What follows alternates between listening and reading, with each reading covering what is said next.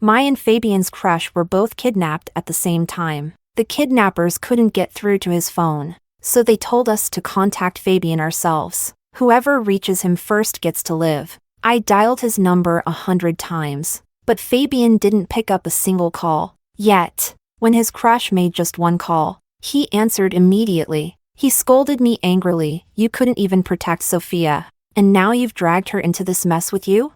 Because of this, the kidnappers didn't dare harm Fabian's true love, but they tormented me, his wife. Instead, I was humiliated to the point of miscarriage, lying on the brink of death. I felt hopeless and yearned for death, but the moment a 10-ton iron block was about to crush me, he went insane, screaming in despair, "No!" Chapter 1. She's alive or dead. Why should I care? I heard my husband Fabian's voice, fragmented on the phone. But if you touch a single hair on Sophia, I won't let you get away with it. As soon as Fabian's words ended, the kidnapper quickly walked toward me and kicked me hard in the arm. I heard a sharp crack, followed by intense pain. Damn, I thought you two were so in love. Turns out you're not even as important as a stranger. What use is your life? A stranger. I looked up at Sophia. She was no stranger. She was the one Fabian had secretly admired for 13 years. Still looking?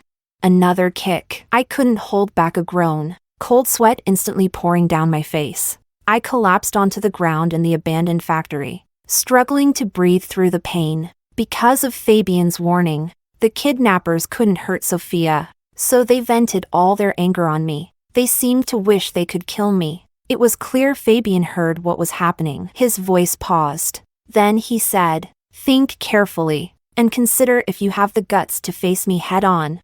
Sophia, sitting beside me, remained silent, but the smug expression in her eyes was obvious. It seemed to say, "See? He chose me."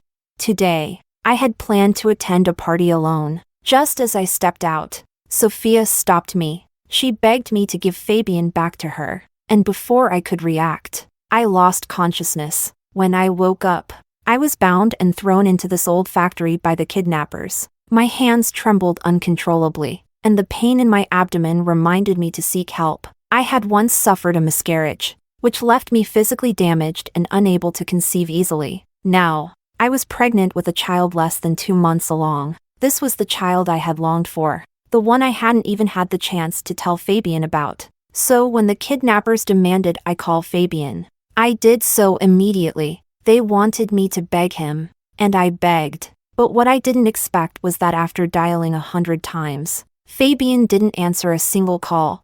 However, when Sophia dialed, he picked up right away. Sophia smugly said, "I told you. I'm the one who's truly important to Fabian. If you insist on holding on to him without divorcing, you're only asking for more pain." Hearing this, I couldn't help but smile bitterly. Yeah, I was the one asking for it. I met Fabian in college, and I liked him from the start. At that time, I was studying piano, renowned in the industry. At my peak, I won an international award. With the title of Piano Queen, I married Fabian with pride. Though he came from a wealthy family, I had my own career, just like I imagined. We were perfectly matched, and our marriage was full of love. He remembered what I liked to eat and would cook for me. He knew my throat was sensitive in the winter and would prepare medicine for me in advance. The businessman who dominated the corporate world would always pester me with sweet talk. "When we have a child, I'll love both of you well," he'd say. His love for me was well known to everyone, but I never expected this happiness would only last for 2 years. That all changed when his crush, Sophia, returned. The day Sophia came back to the country happened to be our 2nd wedding anniversary. I had prepared early, wearing my favorite dress for the occasion. I wanted to tell him that I was pregnant. I was excited to see the surprised look on his face when he heard the news. But I spent the entire night waiting by the river, freezing and losing my senses. When I called him, I received a cold reply. "Oh, I forgot. I have to pick up Sophia. She just returned. Don't you know how to go home if it's cold?" Later, I developed a fever close to 40 degrees Celsius and fainted at home. The maid was in a panic, crying at my bedside, but he didn't even ask about me. Even the dumplings I made while sick were tossed to the front desk of his company. I became despondent. Until the day of my award ceremony. Fabian was sitting in the front row. After receiving the award, I smiled and tried to walk over to him to tell him that the child we had been dreaming of was now in my womb. But as I stepped down the first stair, I suddenly felt hands pushing me from behind. I tumbled down several steps. The person who pushed me didn't let go, pressing down on me. Fabian immediately turned red in the face. He didn't care about his image, and rushed toward me, overturning the table in front of him. For a moment, I was blank, only remembering the child in my belly. The pain, overwhelming, suffocating pain. But when I saw him, it felt like I had found my anchor. I wasn't afraid anymore. I reached out to him, crying, thinking he would lift me up, comfort me, and save me. But the next second, I watched as he walked right past me, as if he hadn't seen me at all. Instead, he anxiously picked up the person who had pushed me. Chapter 2. Sophia, are you okay? I turned my head to see the person who had just awarded me the prize. Her eyes were teary. Fabian, my foot hurts. I think I twisted it when I fell, but it seems like this lady is in more serious condition. Fabian paused, as if just realizing I had fallen too, but his expression was full of blame. You can't even walk properly. You've dragged others down with you. If you can't control yourself, don't wear such a long skirt. It's embarrassing. After scolding me, he picked up Sophia and rushed her to the hospital. I stood there, frozen, watching his back grow further away, but he didn't notice that the black dress I was wearing was concealing the blood gushing from between my legs. She had only twisted her foot. But Fabian, I could feel it. The child inside me would never come back. In a daze, a crowd gathered around me. She's bleeding. She's pregnant. Oh my God, quick! Get her to the hospital. After the miscarriage, I thought about divorcing Fabian, but he held me tightly, begging me not to leave him, unaware that I was pregnant. If he knew, he could never have treated me like that. He clung to me, trying to calm my broken self, brushing away the strands of hair from my face. His gaze gentle yet firm. Fernanda, we'll have another child. We will. I love you. I only love you. Since then, he seemed to return to the way he was 2 years ago. Everyone makes mistakes, and facing the goddess he had admired for 13 years. I thought perhaps I should give him another chance. Fabian made a phone call, warning them again not to lay a finger on Sophia. The kidnapper, still not satisfied, asked, "Then what about your wife? Don't you care about her? Who were you planning to grab?" "Your wife." "Yeah." Sophia was just dragged into this for no reason. He paused, then continued, "I really don't know what she's good for. She couldn't even protect someone as fragile as Sophia." The kidnapper sneered and said, "Hurry up and get the documents from your safe. Don't call the police, or you won't see anyone, not even one of them." Then the kidnapper brought a bowl of water to Sophia. She sat there, clean and unscathed. Just like what Fabian once said in anger, "You're not even as valuable as a single strand of her hair." I didn't have the same treatment. I could only curl up in a corner, clutching my arm, slowly losing the strength to blink. I didn't know how much time passed. Maybe it was one night, maybe a full day and night without food or water. I was exhausted, but I didn't even dare close my eyes to rest, because once I closed my eyes, I might not wake up. In the long, terrifying silence, I could only hold my belly, whispering to the little life inside me. I said, "Baby, don't be afraid. Mommy will protect you." I said, "Baby, Mommy will be strong." I said, "Daddy will come for us." I was barely conscious when I was suddenly slapped awake. The kidnapper stood before me, sizing me up, and then roughly wiped my face with his hand, starting to laugh maniacally. I trembled, sensing something was wrong, and instinctively shrank back. Don't touch me. No wonder Fabian would marry you." Looking closely, "You're not bad at all." My breath quickened, and I looked at Sophia from a distance, her eyes full of disdain. I wanted to call for help, but before I could speak, a rag was shoved into my mouth, and my hair was grabbed as I was dragged further into the factory. Your husband doesn't even want you anymore. Who do you think will come to save you? I don't know how I survived that assault. I only know that I screamed until my throat bled. My tears dried up. My hair was covered in dirt, like a mop that hadn't been washed in ages. The kidnapper dragged me back to the same spot and tossed me back into the pile of paper boxes. The difference now was that my white dress was stained red with blood. Sophia glanced at me from the side, her expression full of disgust. Ugh, so dirty. I trembled at those words. The kidnapper rushed over and slapped Sophia hard. Don't think just because Fabian is protecting you. I won't touch you. Keep running your mouth and I'll break your hands. Sophia shot me a fierce glare, but she fell silent. The kidnapper, sounding impatient, muttered, "Why is this taking so long?" Before he could finish, the door was suddenly kicked open with a loud bang. A beam of light flooded in, and as my eyes had grown used to the dark, I couldn't open them for a moment. I had no strength to speak either, but his voice. I would recognize it even with my eyes closed. "Sophia, are you okay?" It was Fabian. I forced my eyes open, looking toward the group of people standing in the light. I opened my mouth, wanting to call him, but my hoarse voice only produced weak, helpless sounds. "Fabian, save me." He didn't come closer. The kidnapper shouted, "Stop! Where's the stuff?" Fabian paused, then said, "Give me the hostage first. What if you change your mind?" The kidnapper, clearly frustrated, replied, "The ones you want are fine." Fabian didn't respond. After a long silence, the kidnapper, unable to hold his impatience any longer, said, "Fine, but you can only choose one for now. Are you sure you didn't call the police? I'll warn you one more time, or you won't save anyone." Fabian remained silent. A glimmer of hope rose in my chest. Did his silence mean he still cared about me? "Give me Sophia!" Fabian didn't speak, but his assistant, who had been standing beside him, spoke up loudly, "Sir, you've been talking about Sophia's safety this whole time. Let Sophia go first."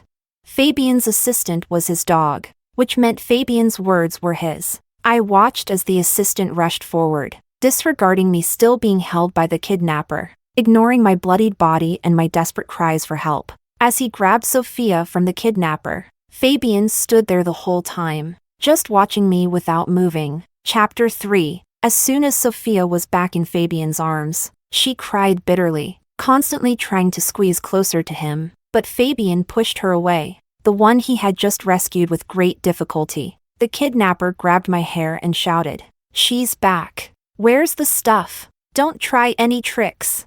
Fabian walked toward me, his hand reaching out as if he wanted to say something, but before he could speak, his assistant suddenly yelled, "You have no leverage anymore.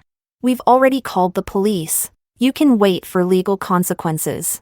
As soon as the words left his mouth, Fabian's eyes widened in shock, and he turned around, looking at the assistant in disbelief. The assistant responded indifferently, "Sir, Miss Sophia has been saved. Do you really want to trade company secrets for your wife?"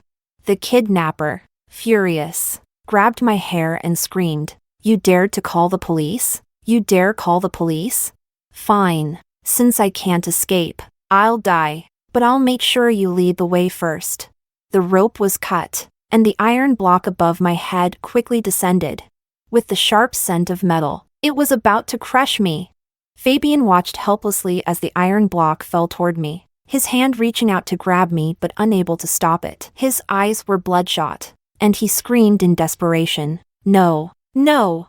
The scene in front of me seemed to stretch on infinitely. I turned my head to look at Fabian. He was going crazy, but all I felt was a sense of relief. "It turned out that you never thought of saving me. You didn't even want to lie to me. All right. This is the end. Goodbye, Fabian. We'll never meet again." I lay there, warmth flowing constantly from my body, spilling out, spreading to every corner around me like a blooming flower. A pair of legs knelt in the blood, slowly approaching me as if treating fragile glass. He didn't dare touch me for a long while, just reaching out to trace my form, his fingers trembling. "Fernanda. Fernanda." He seemed out of his mind, constantly calling my name. His voice was small, but it was heart-wrenching, cutting through my bones. I stared blankly at the ceiling, and when he called my name, I forced myself to look at him despite the pain. I managed to force a smile, but as soon as I opened my mouth, blood rushed out uncontrollably. He saw this and panicked, shaking his head desperately, bowing his head, begging me not to speak. I was wrong. I was really wrong. Fernanda, hold on a little longer, please.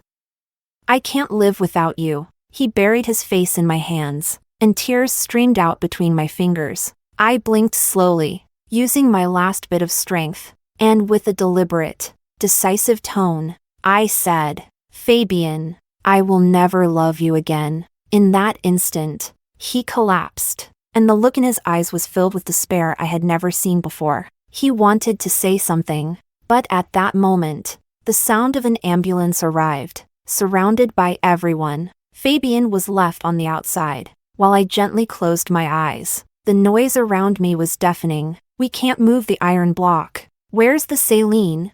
If the wait stays too long, toxins will accumulate in the tissues. If we move it, she'll die. Oh my God. Did she just have a miscarriage? Hurry, hurry, don't worry about anything else. Her blood loss is too fast. Get her back to the hospital for emergency care. Move, clear the way. My stretcher was just being pushed away. Fabian froze, his heartbeat stopping when he heard the words, What do you mean? Just had a miscarriage? A young nurse, panicked, was pulled aside by him, literally. Don't disturb us. A life is at stake.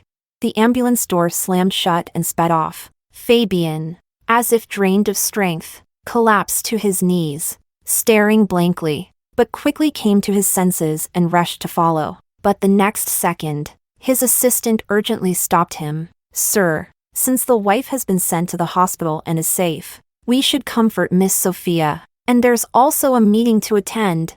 Fabian glanced at Sophia, who was still crying and demanding his comfort, then turned toward his assistant and kicked him hard. His gaze was like that of a dead man, and he said coldly, If anything happens to Fernanda, I won't spare you.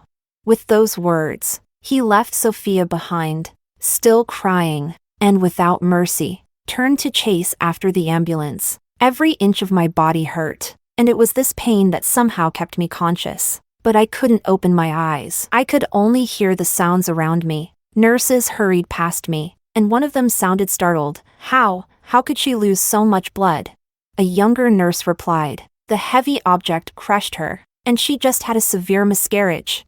She was less than 2 months pregnant, and it fell out forcefully. There's severe internal bleeding. I can't even imagine what she went through. Fabian was right beside me. Having heard everything, he had run 10 red lights, speeding to keep up with the ambulance. The sound of his shoes hitting the ground echoed. His anxious voice trembled, but he kept repeating the same thing. Severe miscarriage, massive bleeding. What do we do about the bleeding?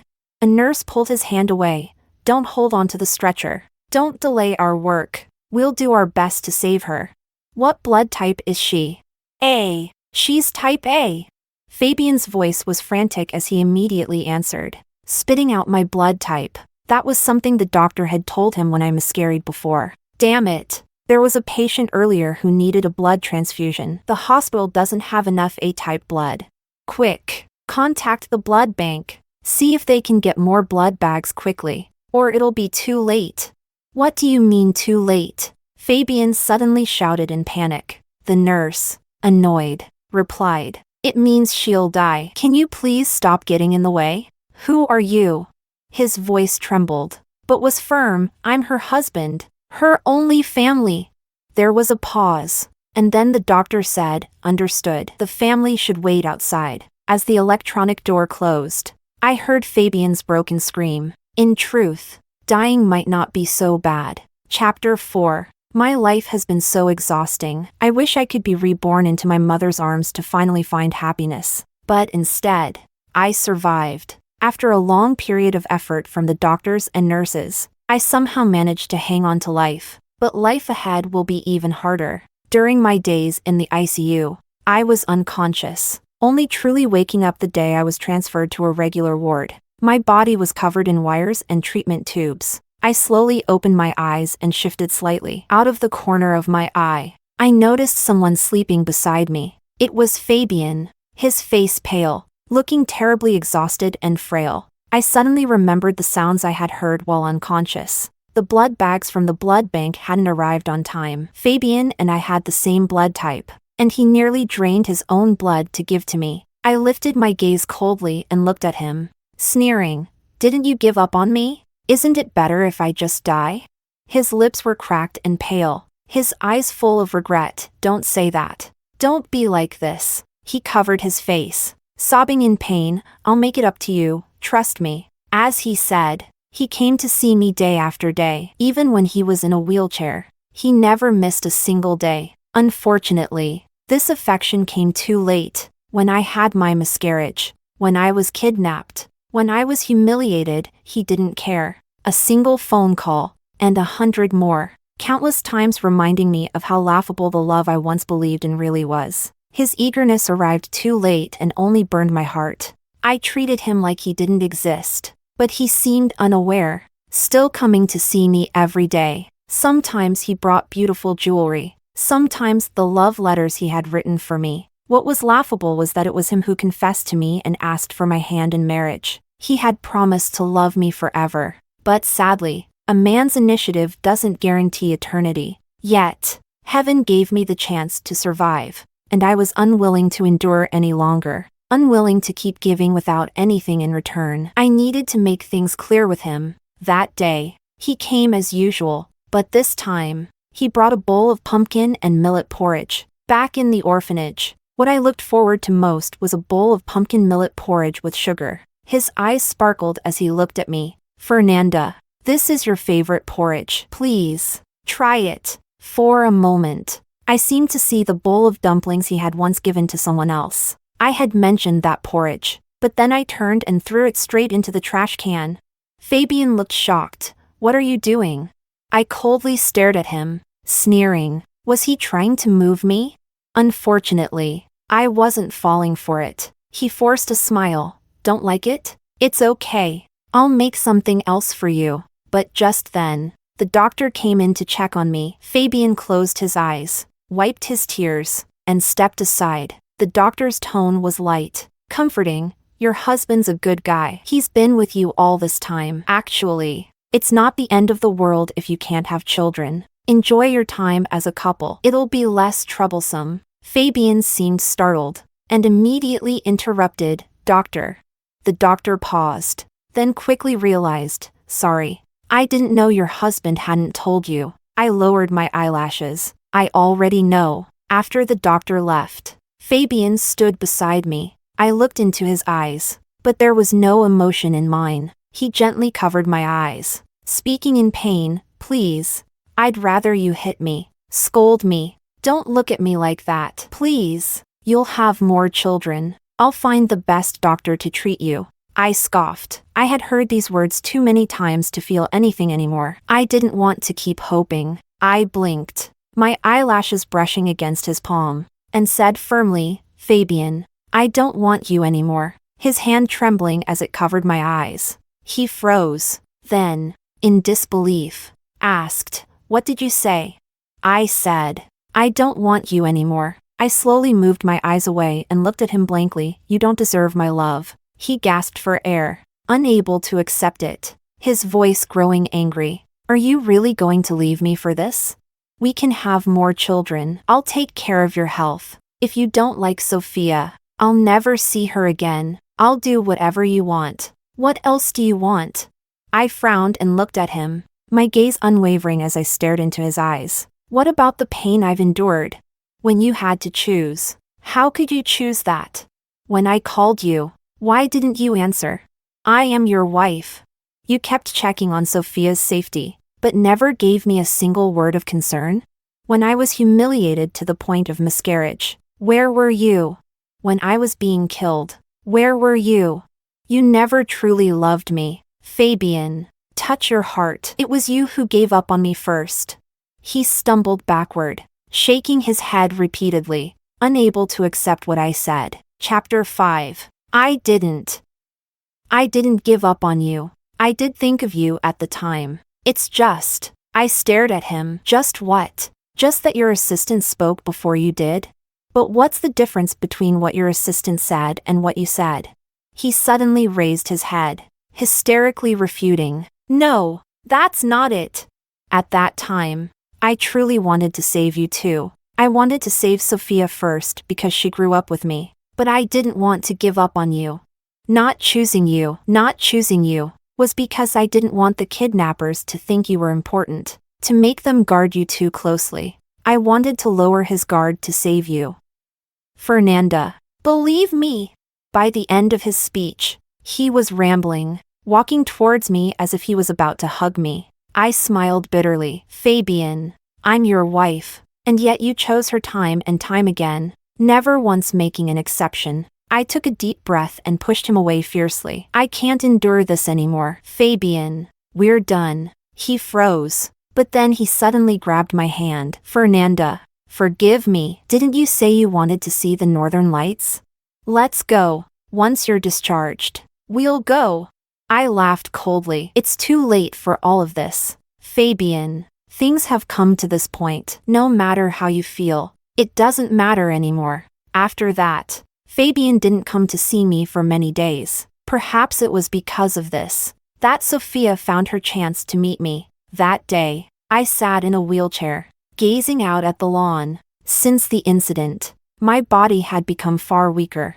I couldn't even bear the slightest breeze. Sophia suddenly appeared behind me. You're really tough. After all this, you're still alive.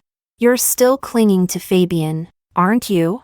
I didn't bother to turn around. I continued to look outside, silent. Her anger at being ignored led her to grab my wheelchair and pull it away. Then she shoved the window open. This room smells like death. It's probably your stench. I furrowed my brows and looked at her as if she were a ghost. My voice was serious. Close the window. She snorted, laughing. What did you say? You loser. Fabian doesn't want you anymore. And now you have the nerve to order me around? A cold wind blew in. I shivered and was about to speak when she spoke again. Enough of the show. I'm here to make you divorce Fabian. I frowned. Divorce was something I'd already discussed with Fabian many times. After our last argument, he had been avoiding me. I hadn't even had a chance to bring it up again. Before I could think further, Sophia pulled out a stack of papers from her bag, her face full of arrogance. This is the divorce agreement. You better sign it right now. I warn you. Fabian will always love me. He's waited for me all these years. Don't you dare try to stick to him. I chuckled lightly. Fine, I'll sign. She froze, asking in disbelief, you're willing to? I nodded. As long as you can convince Fabian. With that, I grabbed the pen and quickly signed my name. She took the agreement with a look of smug satisfaction, as though everything had gone according to plan. You really think Fabian will fall for your little game of playing hard to get? Don't worry. Neither Fabian nor his family would ever want a filthy, useless thing like you. Although I didn't care, hearing her humiliate me like that still irritated me. Just as I was about to speak, the sound of Fabian's voice came from the doorway. Who are you calling a useless thing? Fabian's footsteps were fast, his expression serious and terrifying. Sophia, seeing him, stepped back in fear, nearly falling out the window. The agreement she was holding slipped from her hands and scattered across the floor. Fabian picked up the papers and, with just one glance, flew into a rage and tore it all apart. Sophia called out weakly, Fabian, no, it's not what you think. Before she could finish her sentence, he slapped her across the face in a furious outburst. Sophia had never seen Fabian like this. After all, he had always been gentle and kind to her. For over 20 years, he had never been angry. He grabbed her by the arm and pulled her toward the window. But as she relaxed slightly and began to act coquettishly, he slammed the window shut. Then, he turned toward me and walked over, draping a blanket over my shoulders. You're too weak. You can't be exposed to the wind. Sophia's face, which had been slightly flushed, quickly turned pale. She screamed, Fabian! Who told you to come here? I'm worried. Didn't you say you'd always like me? Why are you so concerned about her now? Fabian narrowed his eyes and snorted coldly. So, you think you can buy my assistant with this? Sophia's face instantly turned pale. He grabbed Sophia and dragged her out of the room. I suddenly felt something was wrong. Leaving everything else aside, why did the kidnapper, who had seemed relatively normal before, suddenly turn violent with me? If it was about Fabian's documents, he wouldn't dare to treat me like that. Beating or scolding, those would have been more normal tactics. But the way he acted towards me, it felt like he hated me so much that he wanted to destroy me from the root. My head started to ache. I went to grab a glass of water, but I wasn't paying attention and the cup shattered on the floor. As soon as the sound rang out, Fabian rushed in, panic clear on his face. What happened? I leaned on my forehead, pointing at the shards on the floor. He suddenly let out a relieved breath and rushed to pick me up again. You scared me to death. I thought something happened to you. I turned away, not looking at him. I'm sorry. I didn't know Sophia would come and disturb you. I'll have someone guard the door to your room. And she won't. I suddenly spoke, my voice cold. She's right. Don't you like her? Why are you still bothering with me? Do you think I'm bothering you? He looked at me, incredulous. Then what else could it be? Love me? Sorry, but I'm not interested anymore. With that, I gave him an unmistakable dismissal. Since he wouldn't listen no matter what I said, I figured I didn't want to talk to him anymore. Once a choice is made, there's no turning back. He didn't come to see me for several more days. The next time we crossed paths was in the hospital corridor. The kidnapper had been beaten half to death in the detention center and was sent to the hospital for emergency treatment. I was pushing my wheelchair through the corridor, getting some fresh air. Fabian was being escorted by the police toward the kidnapper's room. When he saw me, his gaze flickered, then quickly dimmed. When I got back, I learned that he had discovered something. Chapter 6. During the day, Fabian went to investigate the kidnapping case, and at night, he stayed outside my room, watching over me. The mental pressure became overwhelming, and after witnessing the kidnapper's nonchalant attitude again, he couldn't hold himself back and threw a punch. I was sitting nearby, listening to the sounds from inside. Then, Fabian came out. You're free now? He lowered his head despondently. Do you want me to be arrested? I blinked. I just want you to give me fairness. He forced a smile. Okay. The next day, he kept his promise and brought Sophia and his assistant to see me. The assistant looked defeated and followed Fabian into the room. Sophia was still calling Fabian brother, begging him to let go. As soon as she saw me and the assistant, her expression immediately stiffened. What's going on? Why did you bring me to see them? Fabian shoved her forward, making her fall to the ground, no longer the pristine image she had been. You say it, or should I expose you? Fabian's voice was sharp and unyielding, and Sophia trembled on the floor. She remained silent, but I wasn't in a rush. I turned to the assistant. And you? Why are you here? The assistant was shaking, and Fabian shot him a glance. The assistant immediately knelt down, his head hitting the floor in a desperate plea. I was wrong. I was wrong. I shouldn't have been so foolish. Sophia told me your wife was disliked, and that Fabian loved her. Not you. She said once she got what she wanted, she'd have Fabian give me the position of general manager of a subsidiary. I'm sorry. I truly am. I didn't mean it. Fabian looked at Sophia. The rest. You can say it yourself. Sophia remained silent, her face unreadable. Fabian sneered. Fine. If you won't speak, I have the evidence. With that, he played a video from a USB drive. It's that woman, Sophia. She told me after talking to Fabian on the phone that she was the one Fabian loved. She struck a deal with me, saying that if I humiliated Fabian's wife, she would make sure I'd be fine. I didn't know she was pregnant. I wouldn't have done something so despicable, but Sophia definitely knew, and she did it on purpose.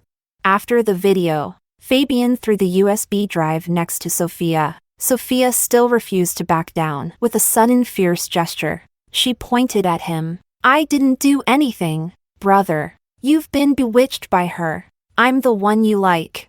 Fabian looked at me and said softly, Yes, I did love you, but that was in the past. Now, all my love belongs to Fernanda. I have no love left for anyone else. Sophia collapsed, her voice shrill. What do you mean?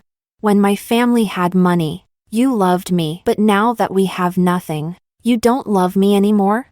Ha ha ha, your love really is cheap. She laughed crazily, as though she wanted to tear me apart. You're just a dirty woman. You think I love you, Fabian? Humph. Don't be foolish. I only care about money. All I want is money. I don't have money. I can't finish my studies. I can't live a good life. Fabian, I never loved you. I just wanted your money. As the anger and frustration poured out, she stopped pretending. Soon, her tears started to flow. I don't want love. What use is love? Love is the most useless thing in the world. Yes, love really is the most useless thing in the world. All of Fabian's efforts to stage the scene, thinking it would make me forgive him, were just a way for me to finally get the answers I deserved. Fabian looked at me with pleading eyes. I spoke softly. Don't you realize?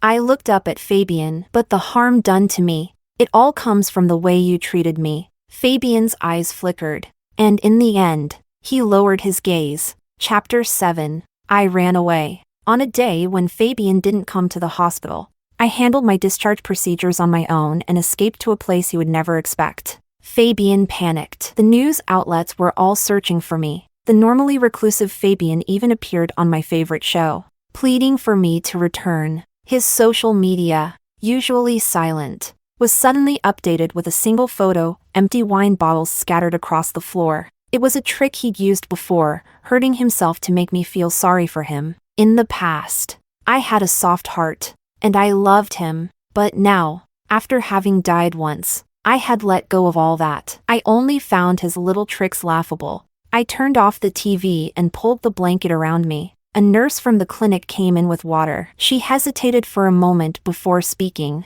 Miss Fernanda, would you like me to tell Mr. Fabian you're here? He's been looking for you. And I heard he's been drinking a lot. He's had stomach problems for a while. Yes, he had stomach problems, so I had learned to make all those dishes that were good for his health. But what did he do? He threw it all away. I looked at the naive young nurse and patted her head. His stomach issues are his own. It's his bad luck if he keeps caring for men his whole life. She blushed and quickly tried to explain. No, but Miss Fernanda, your prepaid expenses are almost used up. I overheard the director say that they might discharge you soon. So what? If they discharged me, I'd just leave. No big deal, I thought to myself, but the director clearly thought otherwise. He wanted money, so he secretly contacted Fabian. That day, I was sitting on the grassy lawn of the clinic, gazing into the distance when I heard footsteps behind me. Without turning, I spoke. Here already? Fabian, as if granted a pardon, rushed to my side. Have you forgiven me? I smiled faintly. No, but I knew you'd come eventually. He looked exhausted, like he hadn't slept in a long time. After a long silence, he finally spoke. But without me, how would you survive? If it weren't for you, I might still be teaching piano. He stood up and stared at my hands, a single tear falling.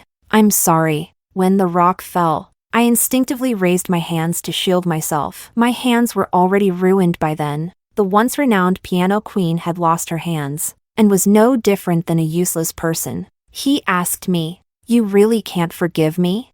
I turned my gaze away, too hurt to even look at him. He trembled, like he had been abandoned by the entire world. Fine. I'll divorce you. We'll split everything. I clenched my fist. This was the best outcome I could have hoped for. We divorced quickly, and a large sum of money came into my account. Fabian also transferred property to me, but I insisted that he convert everything into cash. The clinic I stayed at was far away from the city, and Fabian would email me. I had blocked him on all other contacts. In his emails, he mentioned that the kidnapper had been imprisoned, though he had someone take care of him. Now, he was half dead in prison, being abused. He had tried to end his life several times, but each attempt failed. He was completely insane. As for the assistant, since he wanted to branch off into another company, Fabian had sent him to their African partner's firm. There had been no news since. Who knew what had happened to him? Sophia. Fabian hadn't cared for her. She had fallen into decadence, trading her body for quick money. She died during childbirth in the operating room. I looked at each of his emails and blocked his account too. Since the evildoers had received their just desserts, I was ready to move on. Once my health improved, I traveled the world with the money I had. I even went to see the aurora borealis, the trip Fabian had promised me countless times but never delivered. After returning from the aurora, I received some news. Fabian had been diagnosed with stomach cancer, a consequence of not taking care of himself. One of his subordinates reached out to ask me to visit him, saying he was burning with fever and delirious, calling my name. But what was the use? I had already moved on. The only one left hanging on was him. I held the boarding pass for my next flight in my hand, my heart as calm as still water. Perhaps I should thank him. His abandonment had made me realize that I was already deep in the mire. Otherwise, I would still be clinging to his love, unable to let go. All I can say is, life is unpredictable, and blessings and misfortunes are intertwined.